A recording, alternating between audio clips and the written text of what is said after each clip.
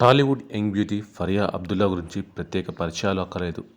జాతిరత్నాలు సినిమాతో టాలీవుడ్ ఎంట్రీ ఇచ్చిన ఈ అమ్మడు మొదటి సినిమాతోనే ఆడియన్స్ని ఎంతగానో ఆకట్టుకుంది. మరోవైపు మొదటి సినిమాతోనే మంచి హిట్ ఆమె ఖాతాలో చేరింది. ఇక ఇటీవల ఆ ఒక్కటి అడక్కు చిత్రంతో ప్రేక్షకుల ముందుకు వచ్చింది. అల్లరి నరేష్ హీరోగా వచ్చిన ఈ సినిమా మిక్స్డ్ టాక్ సొంతం చేసుకుంది. అయితే అందం, అభినయంతో పాటు టాలెంట్ ఉన్నా కూడా ఈ అమ్మడికి ఎందుకో ఇటీవల పెద్దగా హిట్స్ పడడం లేదు. ఇక సినిమాల విషయం పక్కన పెడితే నిత్యం సోషల్ మీడియాలో యాక్టివ్గా ఉంటుంది ఫరియా. తన అందాలతో ఫ్యాన్స్ను ఆకట్టుకునే ప్రయత్నం చేస్తుంది. అంతేకాకుండా తనకు సంబంధించిన ప్రతి అప్డేట్ను కూడా ప్రేక్షకులతో పంచుకుంటూ హడావిడి చేస్తూ ఉంటుంది. తాజాగా సోషల్ మీడియా వేదికగా ఫరియాకు బర్త్డే విషెస్ తెలిపారు చాలామంది అభిమానులు.